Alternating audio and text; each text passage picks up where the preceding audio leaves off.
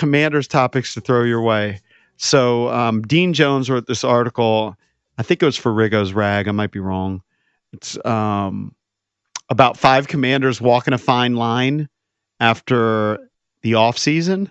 And it might be for different reasons, but kind of guys that you'd say are maybe on the bubble.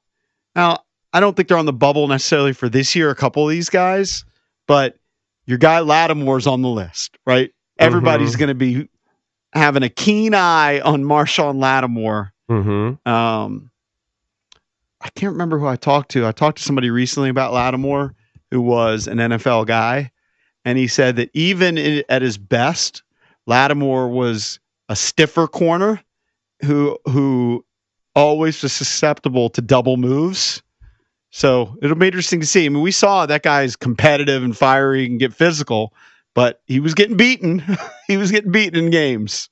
And he kind of became the new punching bag for this team. Originally it was St. Just, and then they get Lattimore, and then he became the punching bag. He wasn't markedly different, in my opinion. They've got Austin Eckler on this list.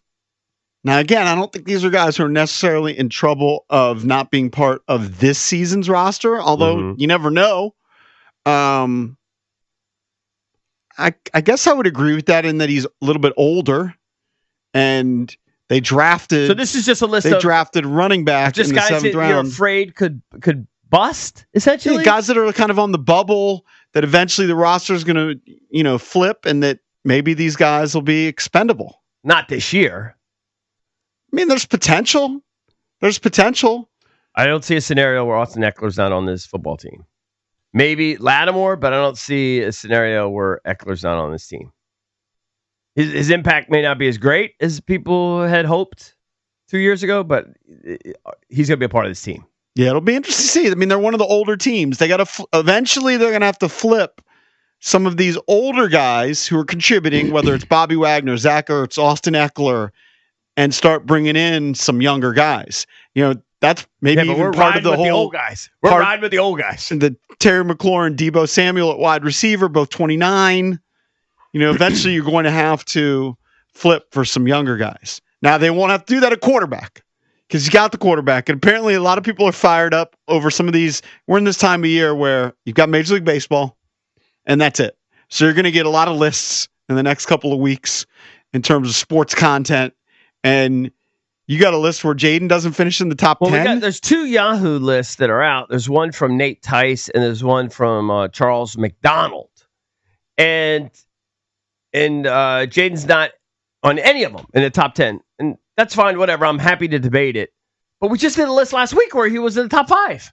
I can't remember who it was, but I think he was right at 5. And we're like, that's about as high as you could expect. I don't think anybody could ask for higher than 5. Now, these lists, like I know the one that probably is jumping out at drab at some of these guys is they've got Trevor Lawrence at 9. Like they got Lawrence ahead of him.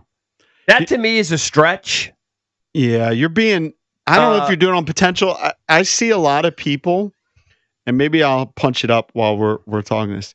I see a lot of people online that compare his early career stats to Daniel Jones. And you have a perception of Daniel Jones like he's horrible, he's a bum.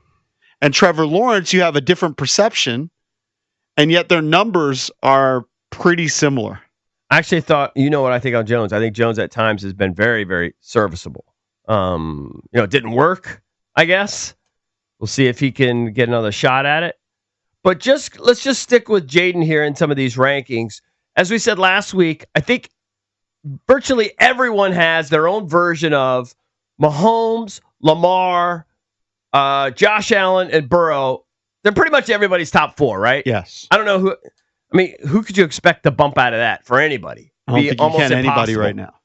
So, and then I'm pretty sure they had whatever that list was that we went through last week, had Jayden at 5. These 2 lists from Yahoo have Justin Herbert at 5. Okay. Quality quarterback for sure. Matthew Stafford at 6. Super talented. I think he's on the back end of his prime, but Still could get it done. The Super Bowl changed, I think, the perception on Matthew Stafford big time. Dak, on one list, they have Dak at 7. Nate Tice has Dak at 8. Bryce Love, 7 on the other list. They have Geno Smith ahead of Jayden Daniels. I mean, I don't think I would put Geno ahead of him. But that's a ball knower right there. What? Who wrote ball that? Knower? Hey, Nate Tice, did no, you say? That one is Charles McDonald. Yeah. Then they have, again, Bryce Love and it's CJ Stroud. So basically, they're 9 of the 10 on both lists are the same. The only difference is one has Trevor Lawrence and the other one has Geno. By the way, I looked it up. Trevor Lawrence has 69 touchdowns with 46 picks. Passer rating 85. Daniel Jones, 70 touchdowns, 47 picks. Passer rating 84.3. Basically the same player. Now Trevor's played less, been in the league less than Daniel Jones, but to have Trevor Lawrence above Jayden Daniels, that's actually offensive. I think so. But I don't want to get too worked up. It's one season. He's going to have to come in there and back it up. Everybody's got it. They're entitled to their opinion. I certainly think he's worthy of being in the top 10. I could never put him above the top 4. I think it's crazy to ever think at this point he could be ahead of Mahomes, Allen, Jackson, or Burrow. I could start to make an argument, I think, on the other guys. And I certainly would have him ahead of Geno and of Trevor Lawrence. Yeah. I personally would. Drab, you wouldn't? You would put Geno ahead of him? Be honest. I love Geno, and I think Geno Geno is always top 5 in yards and completion percentage. So you would put him ahead? Geno throws some bad picks, but who would you take? Like, let's say they're both the same age. Well, Geno was terrible when he was younger. No, let's just say right now, like they're both the same age. Who would you take? You would take Geno. You're just too partial. You can't be biased. You can't be unbiased. I just love that type of quarterback. Mm-hmm. Yeah, and I'm biased. I'm admitting I'm biased. Look, Jayden is going to have to back it up. Defenses are going to adjust this year. We'll see what happens in year 2. I don't think he's going to take a step back. You can make an argument, though. First half of the season, no, he was good. He didn't have prolific numbers. He didn't have like the touchdowns it picked up. You know, the counter I would counter myself is that, man, the playoff run was pretty impressive. 2 touchdowns, no picks against Tampa in the win. 2 touchdowns, no picks in the win against Detroit. And he leads them to an NFC Championship game as a rookie. He led them to, like, if you just take his name out of it, take any sort of thought you had. If you just said, hey, I've got a random rookie that's going to start basically every game for you, and he's going to lead you to the NFC Championship game. You say that's amazing. Well, also, it's unbelievable. Then throw in the numbers. Right. Then throw in the numbers, too. The rushing yards, the rushing touchdowns, the passing yards, the passing touchdowns, the low interceptions. Look, the first half of the season, I think what really impressed people was protecting the football, and then he just added from there. He got a little bit more prolific and was still able to protect the football. That's what was super impressive, and staying healthy by and large. And by the way, I know Cakes is always I'm a quarterback wins guy. It's not the be all and end all, but generally the good quarterbacks win games. Totally.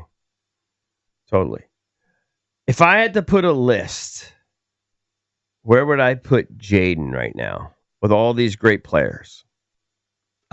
He has to be in the top 10. I certainly would put him in the top 10. Unless you have some sort of rule that you're not going to have a guy until they've played a couple of years. I'll be honest with you. I probably would have him around maybe 7. Maybe 7. Like anywhere from 5 to 7 or 8. That's the range where I would have Jayden. I think is pretty fair. You have him outside of the top 10. That's a little bit disrespectful, but it's fine. You only did it 1 year. You're going to have to back it up. He was number 4 in QBR last year. I know that's just one stat, but that's one that I somewhat respect because it takes into equation like drop passes, it's correct decisions. Again, not be all and end all, but who was ahead of him?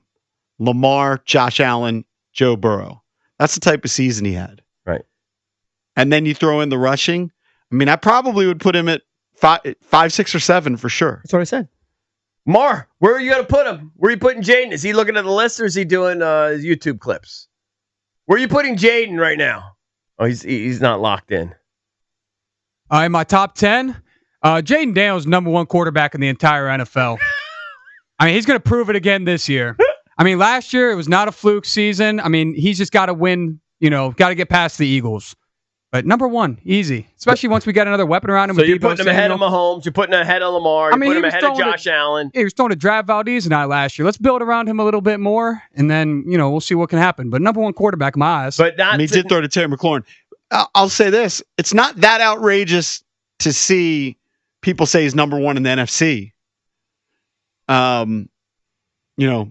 Lamar, Josh Allen, Joe Burrow, Patrick Mahomes are all AFC quarterbacks. Right. The highest NFC is who? On most of these lists. Dak? Goff, Matthew Stafford. Stafford and Prescott. Jalen Hurts. Dude, they don't even have Hurts in here. I would have to put Jalen. Baker Mayfield. I would put Jalen, I think, in the top 10. I kind of think you have to. He's won a Super Bowl. Now, he doesn't put up these huge stats, except he does score rushing touchdowns, but people are going to say, oh, it was tush push. You know what it shows, though, is that we are in a sick quarterback era. And everyone thought that it was going to kind of fall off after all these studs kind of, went away. After the Breezes, the Bradys, the Mannings, etc. You got a new crop. We got a whole new crop of sillies. Yeah. Look, in the NFC. It's a great crop of quarterbacks. In the NFC, you've got, if you talk best quarterbacks, okay, you've got Stafford, who's got a Super Bowl, is older. You've got Goff. Now, some people don't love him, but guy puts up big-time numbers. Terrible, of course, playoff game against the Commanders. You've got Jordan Love, if you want to go younger, who, last year, Jordan Love, 25 touchdowns, 11 picks, very similar numbers to Jayden minus the running. And then you've got, Purdy and Hurts. Yeah, there's some good quarterbacks. But I think in the NFC, you can make a legitimate argument and say Jayden's the best. I know Andrew Hawkins, ESPN, has him number 1. He's got to back it up. Yep. He's got to back it up, which is huge. 800-636-1067. We're the Junkies. Coming right back.